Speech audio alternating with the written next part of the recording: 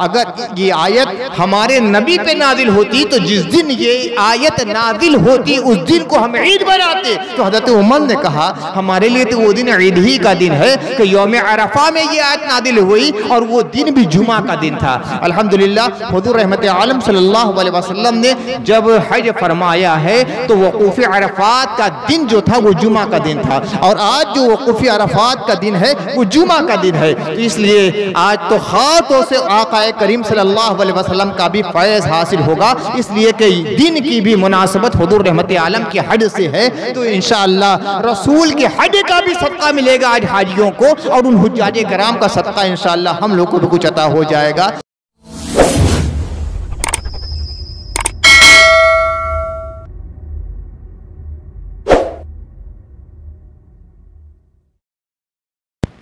परसों इस्लामी ईद का दिन है, ईद अज़हा, लेकिन आज आपको ये भी मालूम होना चाहिए कि आज का दिन भी ईद का दिन है। ये यौम अरफा हुज्जाज किराम के हक़ में सबसे बड़ी ईद है। जिस दिन हुज्जाज किराम मैदान अरफात में हाजिर होते हैं और वक़ूफ़ अरफात करते हैं। कल मिना में हाज़री रही होगी, फ़ज्र, असर, मग़रिब, इशा और आज की फ़ज्र, बल्कि अक्सर लोग तो कल ज़ोहर, असर, मग़रिब, इशा और आज की फ़ज्र पढ़ा होगा, और फिर उसके बाद अरफात के लिए हाज़री हो गई होगी। ये जो ज़ोहर से लेकर आज की फ़ज्र तक 5 नमाज़ें अदा की गई हैं मैदान अरफात मिना में, ये बड़ी अहमियत की हामिल होती हैं, और वहाँ की जो दुआ होती है और खुशू व खुशू है और मुनाजात है और ज़िक्र है, उसका फैज़ान कितना होता है कि इंसान उसको ख़ीते सुखन में नहीं ला सकता। इसी मिना में मस्जिद खैफ है, जिसकी फ़जीलत ये है कि बकसरत अंबियाए किराम ने उन मस्जिद में नमाज अदा की है, और रिवायतों में यह आता है कि वहाँ 70 अंबियाए किराम मदफून हैं। खुद अल्लाह के नबी सल्लल्लाहु अलैहि वसल्लम ने वहाँ ज़िक्र और इबादत की है। तो वहाँ ज़ोहर, असर, मग़रिब, इशा और आज की फ़ज्र से फ़राग़त के बाद हुज्जाज किराम इस वक्त मैदान अरफात में हैं। ज़वाल के बाद खुतबा शुरू हो जाता है, और जैसे ही ज़ोहर का वक्त होता है, ज़ोहर और असर की नमाज एक साथ अदा की जाती है, अगरचे असर का वक्त नहीं होता। आज के दिन दुआ की वो अहमियत है कि नमाज अपने औक़ात से बदल ली जाती है, ताकि दुआओं के दरमियान कोई दूसरा अमल ही ना हो, सिर्फ दुआएं, इल्तिजाएं, आहुजारी, रोना, गिगड़ाना, तौबा, इस्तिग़फ़ार, दरूद शरीफ, लब्बैक की सदाएं हों। ज़ोहर के मान बाद असर की नमाज अदा कर दी जाती है, यहाँ तक कि ज़ोहर की वो सुन्नत भी अदा नहीं की जाती। फ़ौरन ज़ोहर की नमाज पढ़ी और असर की उसी वक्त, और फिर उसके बाद जो सिलसिला शुरू होता है तो सिर्फ दुआओं का। बेहतर ये होता है कि खड़े होकर दुआ की जाए। लाखों लाख का मजमा, मुसलमानों का इतना बड़ा मजमा कहीं नहीं देखा जाता जितना कि मैदान अरफात में देखा जाता है। हुज़ूर रहमत आलम सल्लल्लाहु अलैहि वसल्लम ने मस्जिद नमरा से खुतबा दिया था। तो मस्जिद नमरा में अगर थोड़ी सी इक़ामत की सआदत मिल जाए तो बहुत बड़ी बात है। हुज़ूर सल्लल्लाहु अलैहि वसल्लम का ख़ैमा यही नस्ब किया गया था, और फिर उसके बाद जो वक़ूफ़ फरमाया है अल्लाह के नबी सल्लल्लाहु अलैहि वसल्लम तो उस पहाड़ पर जिसे अब जबल रहमत कहा जाता है। जब तक हुज़ूर ने क़याम नहीं फरमाया था तब तक तो उसका नाम सिर्फ पहाड़ था, जबल, पहाड़। लेकिन जब रहमतुल्लिल आलमीन के रहमतों वाले कदम पड़ गए और आपने रहमतों वाला इकामा फरमा लिया वहाँ, तो उस पहाड़ का नाम जबल रहमत यानी कोहे रहमत पड़ गया कि अब यह रहमतों वाला पहाड़ है। एक तो रहमतुल्लिल आलमीन सल्लल्लाहु अलैहि वसल्लम का वहाँ क़याम, और दूसरी अल्लाह के नबी सल्लल्लाहु अलैहि वसल्लम की मुसलसल दुआओं की वजह से इतनी रहमतें नाजिल हुई हैं कि अब क़यामत तक उस पहाड़ का नाम जबल रहमत या कोहे रहमत पड़ गया है। अल्लाह के नबी सल्लल्लाहु अलैहि वसल्लम ने यहीं इक़ामत फरमाई थी, यहीं क़याम फरमाया था, यहीं से दुआ की थी। सहाबे किराम ने, फरिश्तों ने, मुस्लिम हवाओं ने आक़ाए कायनात सल्लल्लाहु अलैहि वसल्लम की दुआ पर आमीन कही थी। तो इस वक्त वहाँ वही मंजर होगा। मुसलमान पूरी दुनिया से अपनी निगाहों को, तवज्जुहात को, आरज़ुओं को, ख्वाहिशों को फेर कर अपने खुदा की तरफ मुतवज्जे होंगे। बड़े बड़े नस्तालिक और संजीदा किस्म के लोग जिनकी ज़बान पर मुस्कुराहट भी मुश्किल से आती है और आंखों में आंसू भी बमुश्किल आते हैं, देखिए किस कदर तवज्जो और इब्तिहाल के साथ, इल्हाज़ारी के साथ, खशियत और तज़र्रो के साथ अल्लाह की बारगाह में रो रहे हैं, गिड़गिड़ा रहे हैं। जितने लोग वहाँ हाजिर हैं सबके बदन पर एक जैसा लिबास, सिर्फ एक जैसा लिबास। अमीर हो या गरीब हो, शहंशाह वक्त हो या फ़कीर बेनवा हो, सबके बदन पर वही सफ़ेद लिबास जिसे जामे इहराम कहा जाता है, जो अल्लाह के नबी सल्लल्लाहु अलैहि वसल्लम ने हज्जुल वदा के मौके पर ज़ेबतन फरमाया था। पहचानना मुश्किल है कि कौन क्या है, तख्ते पर बैठने वाला है कि फुटपाथ पे सोने वाला है, कुछ नहीं मालूम। इसलिए कि एक ही सफ में खड़े हो गए महमूद इयास, न कोई बंदा रहा और न कोई बंदा नवाज। बंदा ओ साहिबो मोहताजो गनी एक हुए, तेरे दरबार में पहुँचे तो सभी एक हुए। अब खुदा की बारगाह है, मालिकुल मुल्क की बारगाह है, मालिकी अर्दो समा की बारगाह है। वहाँ ना कोई बड़ा है ना छोटा है, सब सिर्फ और सिर्फ बंदे हैं, फ़कीर हैं, मोहताज, सब अपने हाथ को फैलाए हुए अपने खुदा की बारगाह में इल्हाज़ारी कर रहे हैं। और उधर रहमत इलाही है कि बंदों की तरफ मुतवज्जे है।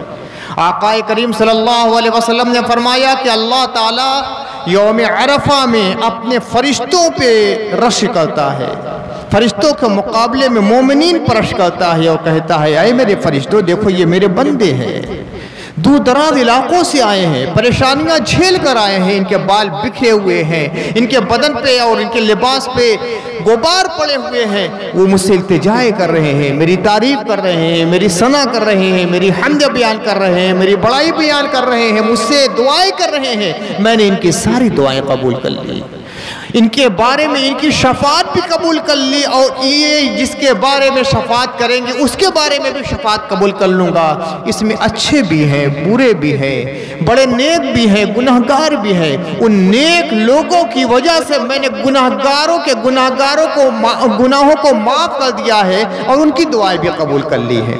नेकों के सदक़े में बदों की दुआएं आज कबूल कर ली जाती हैं, सिवाय हुकूकुल इबाद के। अगर बंदों का हक मारा है तो यहाँ माफ़ी नहीं है, बंदों का हक मारा है तो माफ़ी नहीं। अल्लाह के हक तलफी हुई है, अल्लाह माफ़ करता है, सारे गुनाह माफ़ मैंने कर दिया। फरिश्तों गवाह हो जाओ, ज़मीन के, हवा के, फिजा के, खला के, आसमान के, सिदरा के, जन्नत के फरिश्तों सब के सब गवाह हो जाओ कि मैंने सबको माफ़ कर दिया है। और यही नहीं बल्कि जिसके बारे में ये शफात कर देंगे उनके बारे में भी शफात कबूल करूँगा, उनके गुनाह को भी माफ़ कर दूँगा। लेकिन जो अपने गुनाहों, ऐसे गुनाह का दाग अपने बदन पर लेकर आया है जिसको हुकूकुल इबाद कहा जाता है, तो उसे माफ़ नहीं किया जाएगा। हदीस में रिवायत है कि अल्लाह के नबी सल्लल्लाहु अलैहि वसल्लम ने मैदान अरफात में अल्लाह ताला से दुआ की, या अल्लाह मेरे सारी उम्मती को बख्श दे दे। रहमतुल लिल आलमीन की दुआ है। जबल रहमत, नबी रहमत, उस रहमान और रहीम से दुआए रहमत फरमा रहे हैं, या अल्लाह मेरे सारे उम्मती को बख्श दे दे। नेक भी है, बद भी है, अगवास ज़माना, कुतब वक्त है, इमामुद्दहर है, और गुनाहगार से गुनाहगार, मुजरिम से मुजरिम, फासिक से फासिक, सब है मेरे गुनाह उम्मत में, या अल्लाह सबको बख्श दे दे। अल्लाह ताला फरमाता है हुकूकुल इबाद के अलावा मैं सबको माफ़ करता हूँ। अरे मेरे प्यारे हबीब, आपकी उम्मत के एक एक फर्द को मैंने माफ किया, मगर जो हुकूकुल इबाद को लेकर आएगा, किसी बंदे को हक मारा है, किसी बंदे की जमीन ले ली है, उसका पैसा ले लिया है, उसके ऊपर जुल्म कर दिया है, तअद्दी की है, उसको मैं माफ नहीं करूंगा। कितना बड़ा ये जुर्म है जिसको हम समझते ही नहीं है। हमें हुकूकुल इबाद की हक तलफी तो नजर आती है, हुकूकुल्लाह की हक तलफी नजर आती है, हुकूकुल इबाद की हक तलफी तो और बड़ी हक तलफी है। अल्लाह ताला फरमाता है, हबीब हुकूकुल इबाद में माफ नहीं करूंगा, उसके अलावा सब माफ करूंगा। जो शफात करेंगे, जो आज तलब करेंगे, जो दरख्वास्त करेंगे, मेरी बारगाह में सब कबूल है। ज़ोहर की नमाज अदा कर ली गई, उसी के साथ साथ असर की नमाज अदा कर ली गई। असर की नमाज का फरागत के बाद सिर्फ दुआओं का सिलसिला चल रहा है। सबका अलग अलग अंदाज है, अलग अलग ज़बानें हैं, अलग अलग बोलियां हैं, रंग अलग है, मिजाज अलग है, तहजीब अलग है, सकाफत अलग है। सब अपनी अपनी बोलियों में अपने खुदा से तलब कर रहे हैं। अल्लाह सबकी दुआएं सुन रहा है, कबूल फरमा रहा है। सूरज गुरूब हुआ, मगरिब का वक्त है, नमाज नहीं पढ़ना है, चलो जाओ मुज़दलिफ़ा चले जाओ। अरफात से मुज़दलिफ़ा गए, मुज़दलिफ़ा गए तो मगरिब का वक्त ख़त्म हो गया, इशा का वक्त आ गया है। अब मगरिब और इशा की नमाज एक साथ अदा करना है। अब सोचिए इस आज के दिन दुआओं की कितनी अहमियत है। ज़ोहर और असर की नमाज को एक साथ कर दिया गया ताकि ज़ोहर और असर के दरमियान अगर दुआ की जाएगी तो कुछ खलल वाक़ हो जाएगा। ज़ोहर असर की नमाज को एक साथ कर दिया गया, सिर्फ दुआएं ही दुआएं हो रही है। फिर उसके बाद मगरिब और इशा की नमाज को एक साथ कर दिया गया। अब मगरिब की नमाज इशा के वक्त में पढ़ी जा रही है ताकि दुआओं का सिलसिला मज़ीद तवील हो जाए। ये मुज़दलिफ़ा में जो इक़ामत की जाती है, रात के वक्त जो ठहरा जाता है, फरमाया गया है कि हाजियों के हक़ में ये रात शब क़द्र के बराबर बल्कि उससे भी बेहतर है कि आज की रात हाजियों की सारी दुआएं कबूल की जाती हैं। अल्लाह के नबी सल्लल्लाहु अलैहि वसल्लम ने मैदान अरफात में दुआ की थी, मौला मेरे सारे उम्मतियों के सारे गुनाहों को माफ़ फरमा दे। तो अल्लाह ताला ने फरमाया था, हुकूकुल इबाद को माफ़ नहीं करूँगा, वो अदा करना पड़ेगा इन्हें। हाँ, हुकूकुल्लाह को मैं माफ़ कर दूंगा। अब जब मुज़दलिफ़ा में तशरीफ़ ले गए और मुज़दलिफ़ा में ख़ास मकाम है जिसे मशअर हराम कहा गया। फ़ैज़ा अफ़स्तुम मिन अरफ़ात फ़ज़्कुरुल्लाह इंदल मशअरिल हराम, जब तुम अरफात से चलो तो मशअर हराम के पास अल्लाह का जिक्र करो। ये मुज़दलिफ़ा का बहुत अहम मकाम है। अल्लाह के नबी सल्लल्लाहु अलैहि वसल्लम ने यहीं क़याम फरमाया था और अल्लाह ताला से बड़ी इल्तिजाएं और दुआएं की थी। अगर वहाँ मौका जिससे मिल जाए तो सुभान अल्लाह सुभान अल्लाह, हुज़ूर का कदम नाज वहाँ पड़ा था। तो मशअर हराम के पास या मुज़दलिफ़ा में कहीं भी इक़ामत इख्तियार करना और दुआ करना। तो अल्लाह के नबी सल्लल्लाहु अलैहि वसल्लम ने फिर यहाँ वही दुआ फरमाई जो मैदान अरफात में दुआ की थी अपने गुनहगार उम्मतियों के लिए, या अल्लाह मेरे सारे उम्मतियों को माफ़ फरमा दे। तो मैदान अरफात में ये निदाए रहमत आई थी, हुकूकुल इबाद के अलावा सबको माफ़ कर दूंगा।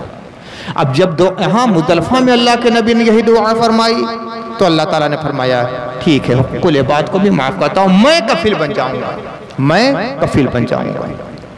यानी उस बंदे को ये इस्तिताअत दूंगा, अगर मान लीजिए किसी का पैसा बाकी है, वो दे नहीं पा रहा है, तो मैं उसको ये तौफीक दूंगा कि वो अदा कर दे, गैब से उसका इंतजाम हो जाएगा, मैं उसका कफील बन जाऊंगा। हुज़ूर सल्लल्लाहु अलैहि वसल्लम ने दुआ फरमाई, या अल्लाह अगर एक शख्स ने जुल्म किया, दूसरे पे जुल्म हुआ, तो तेरी शान करम से ये बईद नहीं है कि मजलूम को जन्नत अता फरमा दे और जालिम को माफ़ फरमा दे, तू गफूर रहीम है। उसके ऊपर जुल्म किया गया था ना, मजलूम था, तो उसकी मजलूमियत की बिना पर उसे जन्नत दे दे, और ये जालिम है उसको माफ़ फरमा दे। तो अल्लाह ताला ने फरमाया, मैं माफ़ी से करता हूँ। तो जो जबल अरफात में दुआ रह गई थी, शबे मुज़दलिफ़ा में अल्लाह ताला ने उसे भी कबूल फरमा दिया है। ये मीना, ये अरफात, ये मुज़दलिफ़ा, यहाँ का क़ियाम इतनी बरकतों का हामिल है कि बहुत से औलियाए किराम को जो कि इससे पहले दर्जाए विलायत के फ़ाइज़ नहीं थे, उन्होंने मिना में दुआ की, उन्होंने अरफात में दुआ की, उन्होंने मुज़दलिफ़ा में दुआ की, तो यकायक विलायत के इतने ऊंचे मकाम पर फायज कर दिए गए कि अपने वक्त के बहुत बड़े इमाम हज़रत मौलाए कायनात के खलीफा हज़रत इमाम हसन बसरी उनके मकाम विलायत को देखकर दंग थे और कह रहे थे तुम्हें यह मकाम कैसे मिल गया। तो उन्होंने कहा, किसी ने कहा कि मैंने मिना में दुआ की थी, किसी ने कहा मैंने अरफात में इस्तिग़फ़ार किया था, किसी ने कहा मुज़दलिफ़ा में मैंने इल्हाज़ारी की थी। यकायक अल्लाह ने इतने दर्जात मेरे बुलंद कर दिए, उनकी बुलंद पाएगी और रफ़ीउ दराजाती को देखकर इमाम हसन बसरी को रश के आने लगा और पूछा कि आपको आनन फानन ने इतना मकाम कितना बुलंद कैसे मिल गया और कैसे यह मकाम बुलंद हासिल हो गया। तो फरमाया ये मिना का या अरफात का या मुज़दलिफ़ा में ज़िक्र और तज़किरा और खुदा का याद और इल्हाज़ारी और इस्तिग़फ़ार और मुनाजात का समरा है। आज चश्म तस्वुर से देखिए क्या नूरानी मंजर होगा मकाम अरफात में। सबकी ज़बान पर एक तराना, सबके बदन पर एक लिबास, सब अल्लाह के हुक्म पर हाजिर, अल्लाह के दरबार में इल्हाज़ारी के साथ दुआ कर रहे हैं। सबका रंग अलग है, जुदागाना अंदाज है, ज़बानें मुख्तलिफ है, मगर तमाम इल्तिजाओं व सदाओं व ज़बानों में एक ही नगमा समाया हुआ है। लब्बैक अल्लाहुम्मा लब्बैक लब्बैक ला शरीक लक लब्बैक इन्नल हम्द वन निअमत लक वल मुल्क ला शरीक लक की सदाएं बुलंद हो रही हैं। हर ज़बान पे यही नगमा है, फिजाओं हवाओं खलाओं में यही नगमा गूंज रहा है और फरिश्ते उनकी हम ज़बानी करते हुए वो भी कह रहे हैं लब्बैक अल्लाहुम्मा लब्बैक लब्बैक ला शरीक लक लब्बैक इन्नल हम्द वन निअमत लक वल मुल्क ला शरीक लक। कोई कह रहा है अल्लाहुम्मा इन्नी असअलुकल अफ़्वा वल आफ़ियता वल मुआफ़ाता फ़िद दुनिया वल आख़िरा।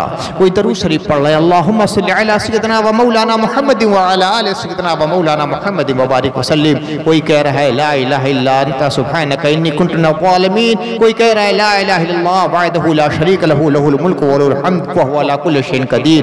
कोई बियदिहिल खैर का इज़ाफ़ा कर रहा है, कोई युही व युमीत का इज़ाफ़ा कर रहा है। अलग अलग लहजे में, अलग अलग अंदाज में सब एक ही की बड़ाई बयान कर रहे हैं। या तो खुदा की हम्द हो रही है या मुस्तफ़ा पे दरूद सलाम पढ़ रहा है।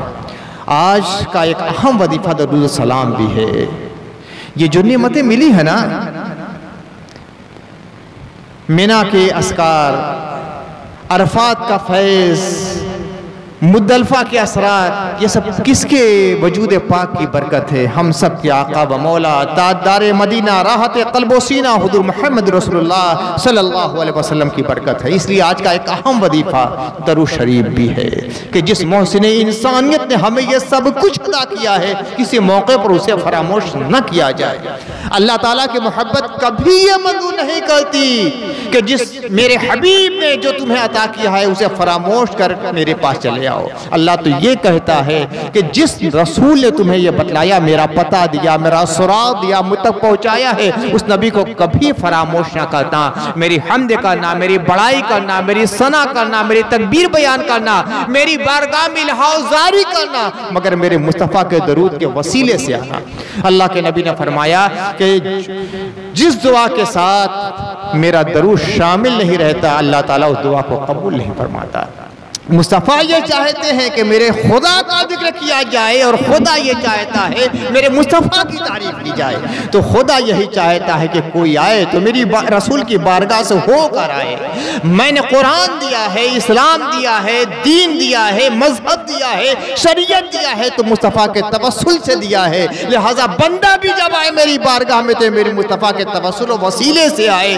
पहले पढ़े दरूद पाक अल्लाहुम्मा सल्लि अला सय्यिदना व मौलाना मुहम्मद, फिर मेरी बारगाह में दुआ करे कि मौला मुझे दुनिया और आखिरत का खैर दे दे, मौला मुझे अफ़्व और आफियत दे दे, मुझे दुनिया और कायनात की सुरखरुई अता फरमा दे, जन्नत पे दाखिला अता फरमा दे, मेरे गुनाहों को माफ फरमा दे। ये सारी दुआएं करे, मगर अव्वल आखिर दरूद पढ़कर मेरी बारगाह में आए। जब उसकी दुआओं के साथ मेरे मोहम्मद का नाम पाक शामिल हो जाएगा तब मैं उसकी दुआओं को कबूल करूंगा। तो आज मैदान अरफात में लब्बैक की सदाएं बुलंद हो रही हैं, कलमे की सदाएं बुलंद हो रही हैं, दरूद व सलाम की सदाएं बुलंद हो रही हैं, ये ना सोचा जाए कि वो फैज़ वहीं तक महदूद है। जब उनकी दुआओं, इल्तिजाओं, मुनाजातों की सदाएं बुलंद होती हैं तो जाहिर सी बात है ये हुज्जाज किराम जब जाते हैं तो अपने घर वालों के लिए भी दुआएं करते हैं, जो उनसे बहुत दूर अपने घरों में मौजूद हैं, बीवी बच्चों के लिए, दोस्त अहबाब के लिए, बहुत से हैं कि तमाम मुसलमान आलम के लिए दुआ करते हैं और फरिश्ते उस पर आमीन करते हैं। तो जो नूर की झमाझम बरसात हो रही है आज मैदान अरफात में, उसके छींटे पूरे आफाक में आज गर्दिश कर रहे हैं। तो आज का दिन भी ईद का बड़ा अहम दिन है, ईद का बड़ा अहम दिन है। आयत करीमा है अल-यौमा अकमलतु लकुम दीनकुम व अतममतु अलैकुम निअमती व रज़ीतु लकुमुल इस्लाम दीना। इसमें अल्लाह ताला ने अपने दीन और शरीयत और मजहब की तकमील का ऐलान फरमाया है। इस आयत करीमा का मफहूम ये है अल-यौमा अकमलतु लकुम दीनकुम, ऐ लोगों आज मैंने तुम्हारे लिए अपने दीन को मुकम्मल कर दिया है, व अतममतु अलैकुम निअमती, और तुम पर अपनी नेमतें मुकम्मल कर दी हैं, व रज़ीतु लकुमुल इस्लाम दीना, और तुम्हारे लिए बहैसियत दीन इस्लाम का इंतखाब फरमा दिया है कि इस्लाम के अलावा मेरी बारगाह में कोई दिन मकबूल नहीं होगा। इस आयत करीमा को एक यहूदी ने सुना कि इस आयत करीमा में अल्लाह बशारत दे रहा है कि अब तुम्हारा दीन मुकम्मल हो गया है, तुम्हारा दीन मुकम्मल हो गया। को महसूस कर लिया था उस यहूदी ने कि जब अल्लाह ताला ने ऐलान फरमा दिया कि दीन मुकम्मल हो गया तो इससे ज़्यादा खुशी की कोई बात नहीं होती। तो उसने हज़रत उमर से कहा अगर ये आयत हमारे नबी पे नाजिल होती तो जिस दिन ये आयत नाजिल होती उस दिन को हम ईद बनाते। तो हज़रत उमर ने कहा हमारे लिए तो वो दिन ईद ही का दिन है कि यौम अरफा में ये आयत नाजिल हुई और वो दिन भी जुमा का दिन था। अल्हम्दुलिल्लाह हुजूर रहमत आलम सल्लल्लाहु अलैहि वसल्लम ने जब हज फरमाया है तो वक़ूफ़ अरफात का दिन जो था वो जुमा का दिन था, और आज जो वक़ूफ़ अरफात का दिन है वो जुमा का दिन है। तो इसलिए आज तो खातों से आका करीम सल्लल्लाहु अलैहि वसल्लम का भी फैज़ हासिल होगा, इसलिए कि दिन की भी मुनासबत हुजूर रहमत आलम के हज से है। तो इंशाअल्लाह रसूल के हज का भी सदका मिलेगा आज हाजियों को, और उन हुज्जाज किराम का सदका इंशाअल्लाह हम लोग को भी कुछ अता हो जाएगा। तो दुनिया भी कामयाब हो जाएगी, आखिरत भी कामयाब हो जाएगी। ये हज वगैरह के और कामों से फारिग होने के बाद कल तो उनके लिए ईद अज़हा का दिन होगा, कुर्बानी का दिन होगा, में नाम कुर्बानी करेंगे। आज का दिन बड़ी अहमियत का हामिल है। कहीं भी आप हैं वहाँ हुज्जाज कराम के लिए तो है ही है, कहीं भी हैं अल्लाह की रहमतें बरसती हैं। आज बड़ी तवज्जो रखना चाहिए। तस्वुर में ये थोड़ी देर के लिए घर में तन्हाई में बैठ जाइए, कमरे में बैठ जाइए और मस्जिदों में आ जाइए और थोड़ी देर तक अपने आँखों को बंद करके तस्वुर कीजिए कि हम भी जबल अरफात में हैं। ये तो हमारी महरूमी है कि हमारा बदन यहाँ है, मगर ये तस्वुर जमाइए, रूह वहाँ है, ख्याल वहाँ है। आंखें बंद करके बैठ जाइए कुछ देर के लिए, महसूस कीजिए हुज्जाज किराम हैं, जामे राम पहने हुए हैं, फरिश्तों का हुजूम है, दुआएं कर रहे हैं, तलबिया है, और आपकी सांस सांस पुकारती रहे लब्बैक अल्लाहुम्मा लब्बैक, या अल्लाह हम हाजिर हैं, मेरे मौला हम हाजिर हैं, लब्बैक ला शरीक लब्बैक, या अल्लाह हम हाजिर हैं, तेरा कोई शरीक नहीं, या अल्लाह हम तेरे हाजिर हैं, तूने बुलाया था हम हाजिर हो गए हैं। ये तो हमारी महरूमी थी कि हम हिंदुस्तान की सरजमीन पर हैं, बदन के साथ हाजिर नहीं, मगर अल्लाह हमने अपने रूह को कासिर बनाकर और सफीर बनाकर आज जबल अरफात में भेज दिया है। हमारा तस्वुर, हमारा ख्याल, हमारी फिक्र और हमारा दिल वहाँ मौजूद है। आज हम यहाँ मौजूद है मगर दिल और रूह आज जबल अरफात में मौजूद है। हुज्जाज किराम जो दुआएं कर रहे हैं, फरिश्ते आमीन कर रहे हैं, या अल्लाह उनकी दुआओं का सदका हमें भी मिल जाए। कुछ वक्त ज़रूर कलमा में, इस्तिग़फ़ार में, मुनाजात में आज का ज़रूर लगाइएगा। खुदा की कसम मुझे यकीन है कि हुज्जाज किराम की दुआओं का कुछ सदका मिल जाएगा और हिंदुस्तान में रह कर भी जबल अरफात का फैज़ हमें और आपको मिल जाएगा। दुआ कीजिए आज का दिन ख़ास तौर से मुसलमानों के जान माल इज़्ज़त व आबरू के लिए, उनके ईमान की हिफाजत के लिए, फ़िलिस्तीन के मज़लूम मुसलमानों के लिए, सहयूनी ताकतें जो मस्जिद अक़सा को गिराने के और शहीद करने के दरपे हैं, उनके ख़िलाफ़ अल्लाह की बारगाह में दुआ कीजिए, इस्तिग़ासा पेश कीजिए कि मौला मस्जिद अक़सा की हिफाजत फरमा। आज आलम ये हो गया है कि हरमैन तैयबैन की हिफाजत के लिए सऊदी हुकूमत ने इसराइली फौजियों और सिपाहियों को मुकर्रर कर रखा है। दुआ कीजिए कि अल्लाह ताला शूर के हरम को तौफीक दे दे और इन जालिमों से हमारे हरमैन तैयबैन को आज़ाद कर दे। मुसलमान उसकी हिफाजत के लिए काफ़ी हैं, बल्कि अल्लाह और उसके फरिश्ते उसकी हिफाजत के लिए काफ़ी हैं। इन नसरानियों से और इन ईसाइयों और यहूदियों से और इन सहयूनियों से और इन इसराइलियों से अल्लाह ताला हरमैन तैयबैन को भी महफूज फरमाए और मस्जिद अक़सा को भी महफूज फरमाए। और दुनिया जहान में जितनी भी मस्जिद अहले शर के निशाने पर हैं, खासतौर से हिंदुस्तान में जितनी मस्जिदें जालिमों के निशाने पर हैं, अल्लाह ताला गैब से उनकी हिफाजत का इंतजाम फरमा दे। और जिनके दिलों में, जिन जालिमों के दिलों में मुसलमानों के बारे में, अहले इस्लाम के बारे में, मस्जिदों के बारे में, मदरसों के बारे में, आस्थानों के बारे में, बुजुर्गों के बाजारात के बारे में, हमारे दीन और मजहब के बारे में, हमारे तशख़्ख़ुस के बारे में कुछ शैतानी वसवसे हैं, अल्लाह ताला उनके दिनों को बदल दे और हम तमाम मुसलमानों की हिफाजत फरमाए। ये दुआ ज़रूर कीजिएगा, अल्लाह ताला कबूल फरमाए। व आखिर दावाना अल्हम्दुलिल्लाहि रब्बिल आलमीन।